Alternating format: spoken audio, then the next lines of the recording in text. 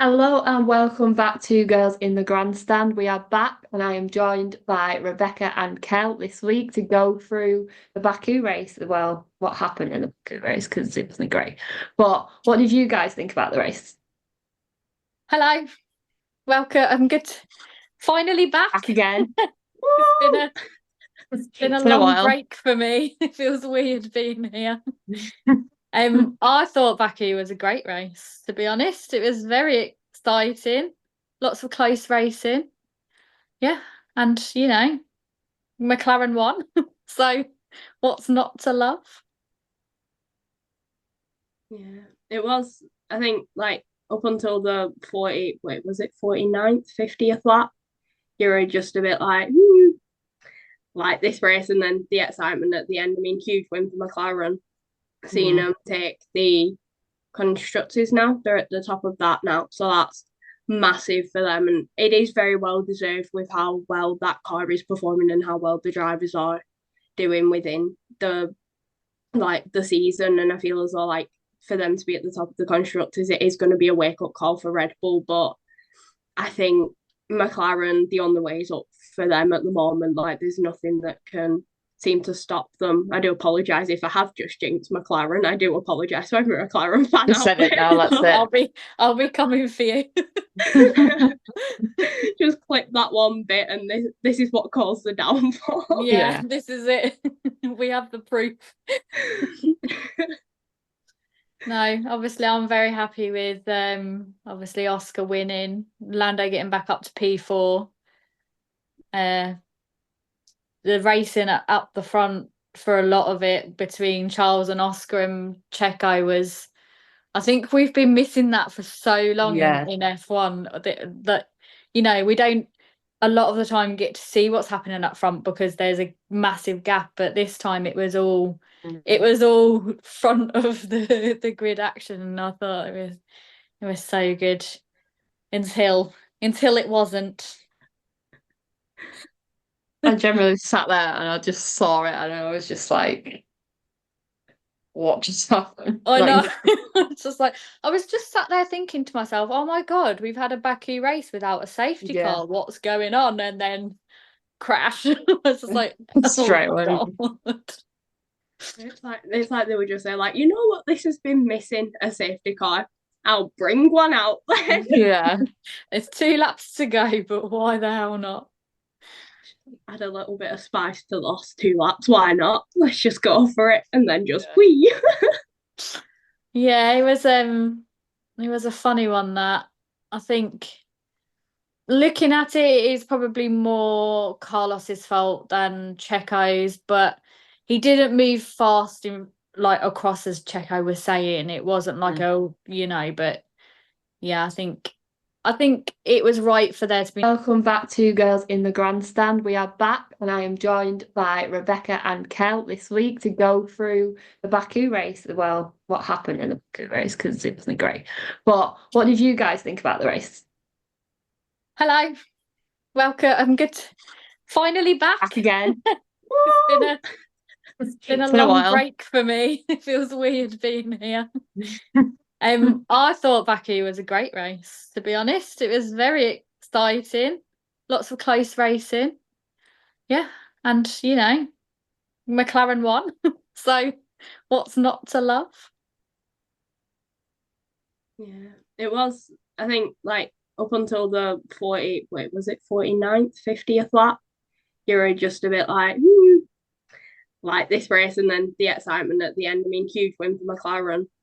Seeing Mm. them take the constructors now, they're at the top of that now, so that's massive for them, and it is very well deserved with how well that car is performing and how well the drivers are doing within the season. And I feel as though like for them to be at the top of the constructors, it is going to be a wake up call for Red Bull. But I think McLaren, the only way is up for them at the moment. Like there's nothing that can seem to stop them. I do apologise if I have just jinxed McLaren. I do apologise to every McLaren fan Just out said it now, that's I'll it. be I'll be coming for you. Just clip that one bit, and this is what caused the downfall. Yeah, Yeah. this is it. We have the proof. No, obviously I'm very happy with obviously Oscar winning, Lando getting back up to P4.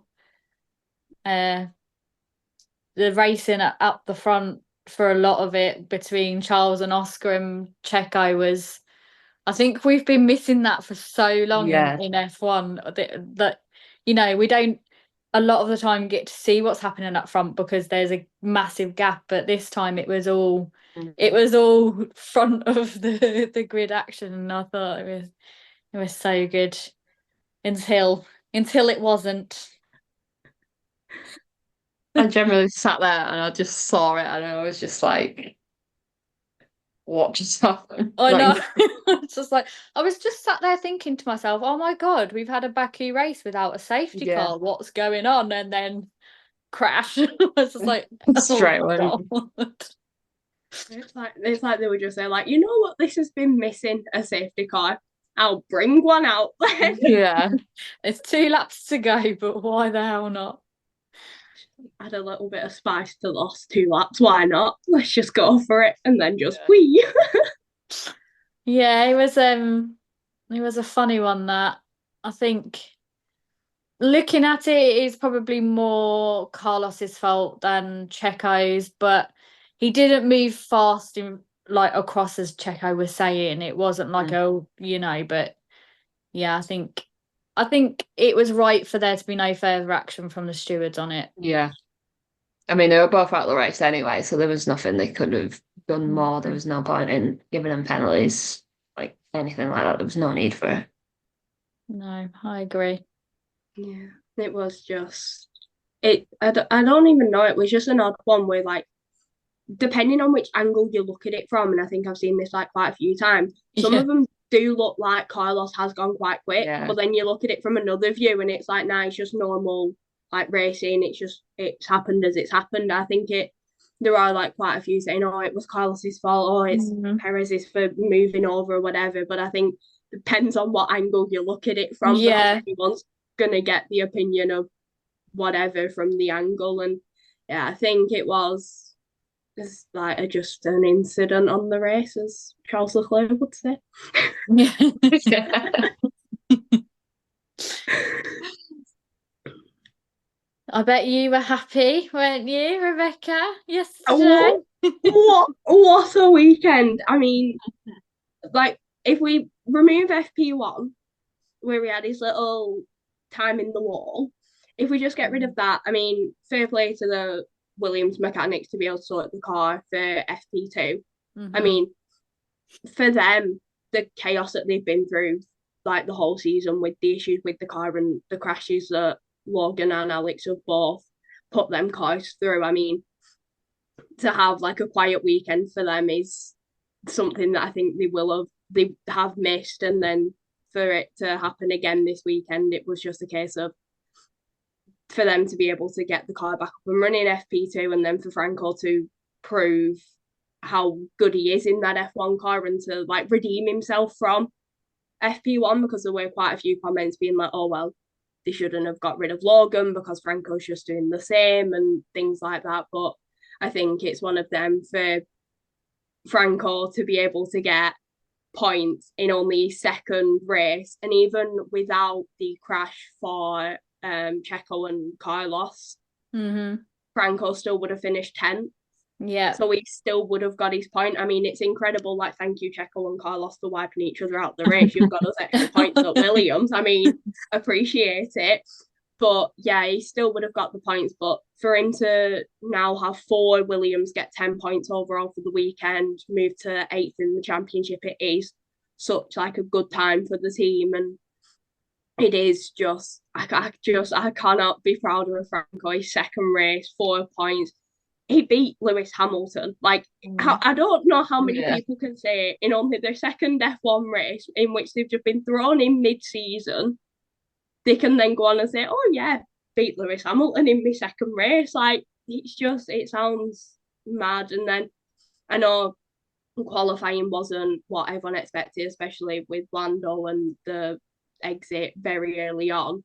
But it's like, that was Kel was like, whoa, what's going on here then? What you doing down there, sunshine? I was fuming. I know how I feel every week. I don't, especially this week. The qualified.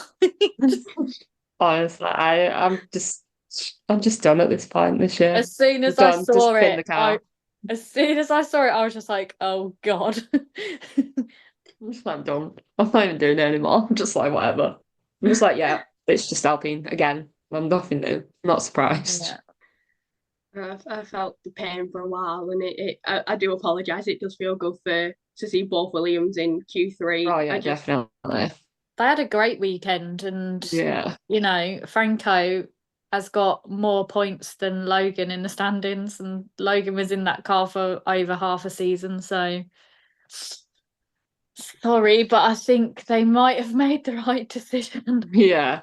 I think even if you look at like Logan did 1.5 seasons in the Williams, and he got 1 point in his whole F1 career, and then as you like we said, for Franco to then come in and get 4 in only his second race, and he finished 12th in his first F1 race, and it's like, I do believe it's the exact same car that Logan did have, because we didn't bring any upgrades this weekend, and then the upgrades that were already on the car were the same as what Logan was provided when the crash happened and the car caught fire.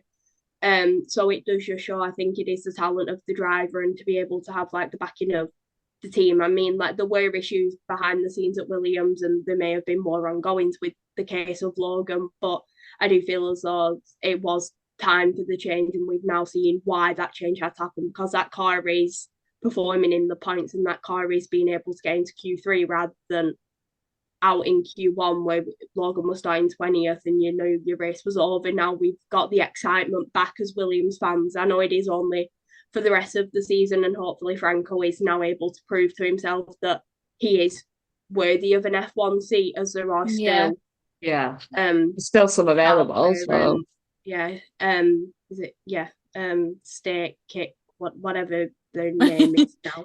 And then IB as well, whether like what they're looking at. I still think I want Liam Lawson in that seat. I feel like he is more set for that one, and I do feel as though if Franco is to go anywhere, Stake would be a better one, because it's like it's a new kind of branding and everything for him, and he's not going to have had any time with that team, whereas Liam Lawson has the connections with IB, and I feel as though that is more suited to them, and they know that driver more, so it could work either way. But yeah, I mean, Franco take a bow for that race. It was something else. And Ollie Berman, for him to be up in the points, that's like 2 rookies on the grid. It was a great weekend, especially like when you've watched drivers go through F3, F2, now F1, and you see them do as well as they did. And I think Ollie, he's like one of the only drivers to get points for 2 teams in a season. 2 teams in a season, yeah. It's crazy, but it just shows, doesn't it, that Ollie's more than ready to be in F1 next season. Like everyone's saying, oh, he's not ready, but he's proved himself now. He's very, very, proved very himself much ready. twice. When he was in Carlos's car, straight away I thought, he needs to be in F1, and now we know he is going to be in F1, and he's still gone out, you know, in Baku and proved why he was given that seat, in my opinion. I think he definitely deserves to be on the grid next year. Definitely. Yeah. One thing I do have to mention is, I don't know if, I think I've put it in group chat quite a few times, and if anyone else has seen it, F1 cutting Logan's head off to replace it with Franco's, but then to spell his name wrong. How many times do you need to like spell his name wrong? Because they spelled it wrong at the paddock for his first race. Now they're spelling it wrong on what is a very important graphic. It's his first ever F1 points, and he's got his name spelled wrong on the suit, but then it's also a picture of Logan, but he's with Franco's head on it. I can't believe when I saw bad. When you put that in the group chat, I was just like, oh my God. And that, honestly, how many times can you keep spelling his name wrong?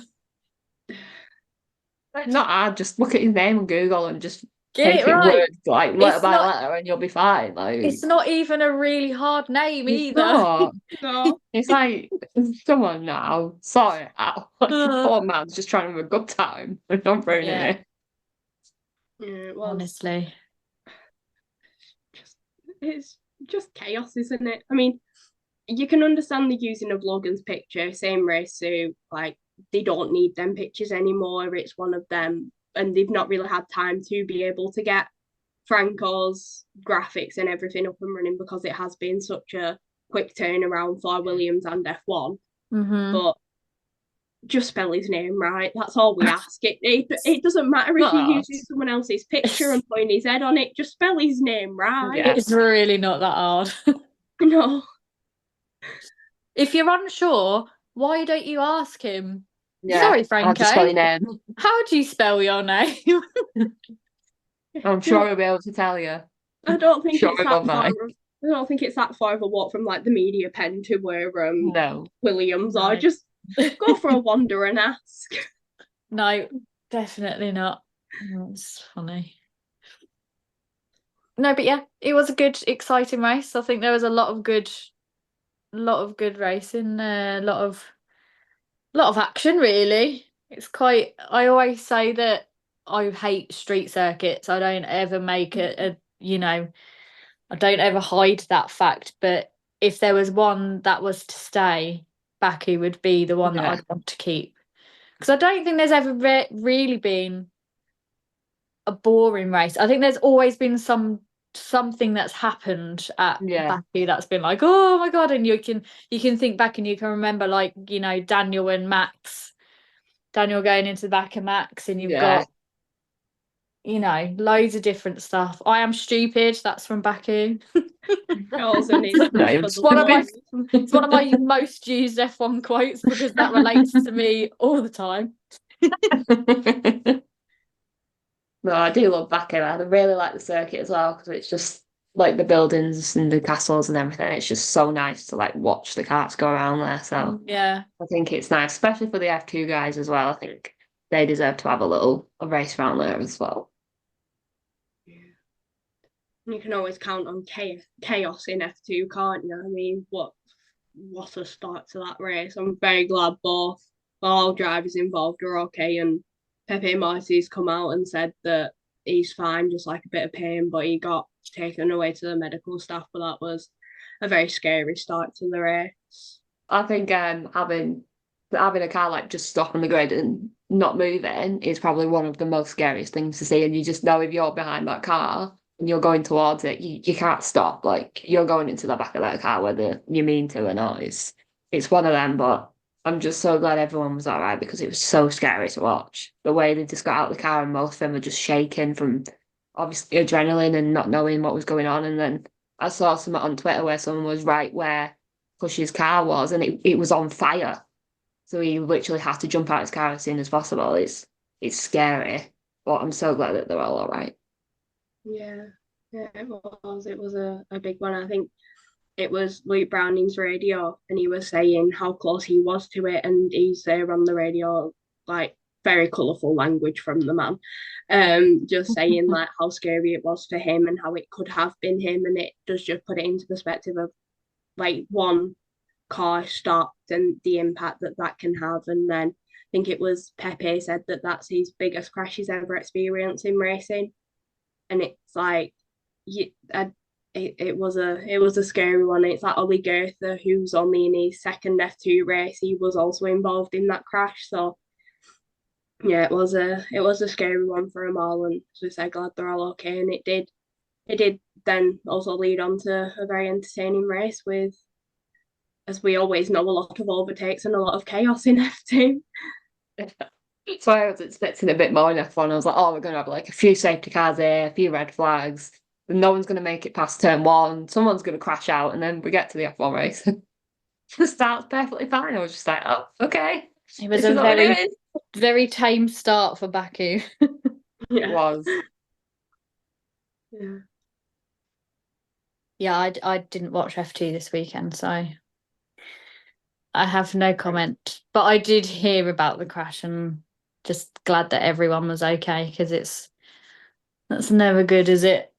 No, it wasn't nice at all for them. I did feel really bad for him. One thing in F1, George Russell is kind of like the right place at the right time in terms of he just appeared on the podium yet again because of two drivers that crash. It's He the exact same always as He's always in the right place at the manages, right time. Like, or every single time he's always up there, isn't he? yeah. Just waiting for someone to mess up, and it's like, oh, hi, I'm on the podium. then didn't he nearly step on like the wrong step of the podium? I think I saw like he's just wandering along and nearly steps on first. I think it is, and he's like, nope, I'm Oh my third. God. I did see that bit. Feel bad for Yuki, to be fair. Like, obviously he's announced for like next year, so he's got like nothing to worry about. It's more Danny's side, Paris's side, kind of what's happening there, like what is going on there, because Red Bull Series I have to sit there this weekend and think, look, we've just lost the constructors to McLaren. We're not top anymore. What do we do? Like, I think seriously, sit down and think about it. it was looking good for Checo this weekend. He's always performed very well at Baku. It's like one of those circuits where he can just do it. But then if you look back, you can't have just one circuit in a season where you're performing. That's not gonna help the team get. Not that I want them to go back up to the top. McLaren stay there. McLaren can stay there for the rest of the season, but that's not going to help Red Bull against McLaren. And yeah, I still think that they made the decision on Checo too early. That Yeah, they I definitely haven't did. changed my mind on that. Yeah, just I don't know. It doesn't make sense. No. I think it was way too early to like put him there. You've got Liam as a reserve driver who's been on the sidelines for a year.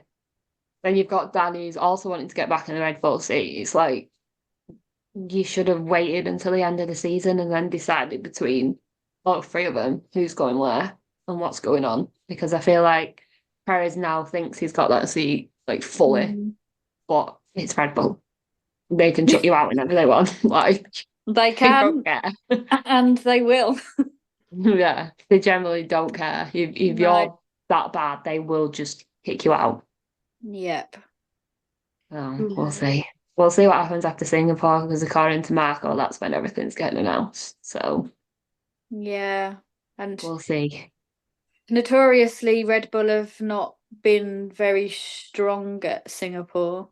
No. So we'll see if Checo can, if he manages to perform well again, then, fair play. But I mean, he would have got a good result yesterday if it Yeah. wasn't for the crash. So you can't take that away from him. He did No. have a good weekend, but one weekend out of the whole season isn't good enough for Red Bull. Yeah. Especially when they're like losing the constructors. Like, obviously Max is still champion and that's probably not going to change. No. But it's the constructors that you've got to look at and think Red Bull have won it for the past God knows how many years, and now suddenly McLaren have got this rocket ship and they're up there and they've taken it away from you. Like, as Christian Horner, you've got to sit there and think, what's going on? Like, we can't just have Max being a one-man band for this team. It's not going to work. No. That's the difference with McLaren. McLaren have had Oscar and Lando scoring consistent good points, whether it's Oscar winning a race or Lando winning a race, and they just haven't had that. I mean, Checo's been in the points, but at the lower end of the top 10, so it's not, it's not good enough, really, is it? It's not, definitely not for Red Bull. I think it's one of them. I think the reality check is going to hit now because McLaren are top and I can't see anything changing with that. I think McLaren, like the constructors, is theirs because every week you just see that car doing something different, but it's different in a positive way. Whereas, as like with Checo, his difference is he's Checo, and I think that's the only way to describe him this season. Is he's done a Checo, and I don't know how he does it, but he does it. And I feel as though it's just one of them where Red Bull do need to now look, whether it is after Singapore, whether it is now, what they want to prioritize, because I think that's going to have to be what they look at. Do they want the constructors? If so, goodbye Checo. If they don't and they just want to focus on Max, then that's like another option for them. It will they prefer to keep the drivers but lose the constructors and have Checo there to cause chaos and just wipe out drivers here, there, and everywhere to help Max get the win or something. It's just you don't know how Red Bull think at times, do you? No. I mean, I think if they want to focus on getting Max, keeping the drivers, they need Checo there helping. This is another thing that annoyed me this weekend, as everyone was going on about McLaren and saying how Oscar had said, yeah, he'll help Lando, for the rest of the races, try and get Max. And then they were all going, oh, well, no, look at it now because now Lando's helping Oscar. This weekend was completely different because of where Lando qualified. It took that element of Oscar having to help him completely out of it because he qualified P2. And it really wound me up how they kept going on and on about, oh, well, this, Oscar isn't helping Lando. Well, no, why should he? He's qualified P2 and Lando's qualified, I know he started P15, but he qualified P17. So why should Oscar shouldn't be helping him? It just not makes unless no it's sense. Up near the top, then maybe, but he was nowhere near Oscar. Exactly. I was just like, just stop going on about it. Just stop going on about it. No, this just weekend, want some drama. It's irrelevant. So just leave it alone. Yeah. As you can tell, I was getting a bit annoyed. A bit annoyed by it. That story of the McLaren ruling did seem to be quite high up there, but as you said, if Lando would have been up there, then it would have been interesting to see how they played it out and to see what orders they did give. But there's nothing you can do when you've got drivers at different ends of the grid, and I think this was just a case of they're just going to race, and unless Lando was able to catch Oscar, and then it would have been something different. But I mean, incredible recovery drive from Lando to finish where he did. I thought that was a very he did really well. It just shows the skill of Lando, but also the speed that car does have. Yeah, I agree. Where is it? Singapore's always been a good race. I do love Singapore. It's very good. I do. Yeah, I think it's one of my favorite tracks. I think like Monza, Japan. I love Japan just because I loved it in Super Formula. It was so good to watch. Yeah, but I think do like Singapore. Singapore's a good one. Hoping for a good, exciting race again. Hopefully Williams can carry on with the positivity that we had at weekend, and who knows, could see more points for Franco. I don't think I've stopped smiling since the end of the race. They had some speed down the straights, that Williams, so you never know. It's like the Duracell battery started working proper now. I think it's good to be optimistic. Yeah. I think we saw that when I had Franco winning his first ever F1 race in our prediction. Do what you gotta do. If you want to put him in your top 5 every week, then you go ahead. Yeah. You could end up there one day, you never know. So you don't ever know. And he wasn't a million miles off this weekend. So anything can happen. All it takes is for a crazy first lap crash. That's it. You're just seeing game progressively higher as the weeks go on. He was 5th this prediction, so next one he'll be 4th, 3rd. until he's back in number 1. Yeah. Or my top 5 will just be Franco. He's got to come somewhere. Somewhere there, it's fine. Maybe for the last race of the season. Yeah, just do whatever you want. Just stick him in every single position. Why not? 1 to 20. He's bound to come somewhere. Exactly.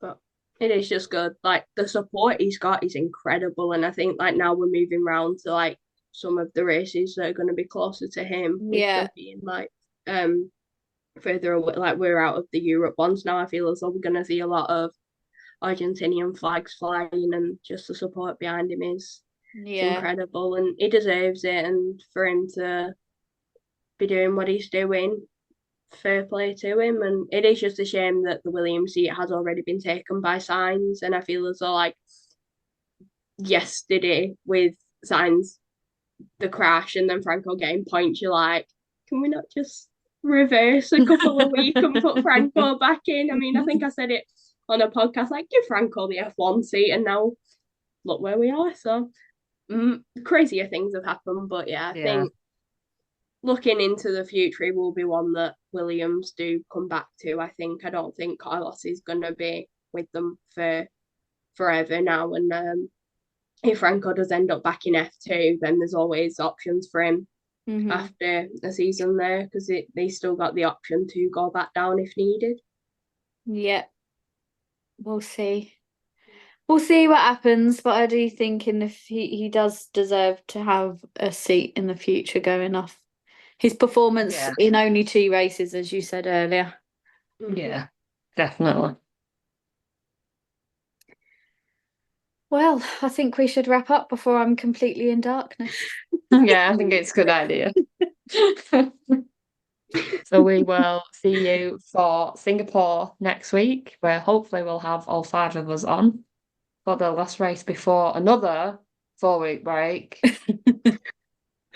I just don't know what I'm thinking with this calendar this year, but we're going with it. But we'll be back for Singapore, so we will see you then. Bye-bye. Bye.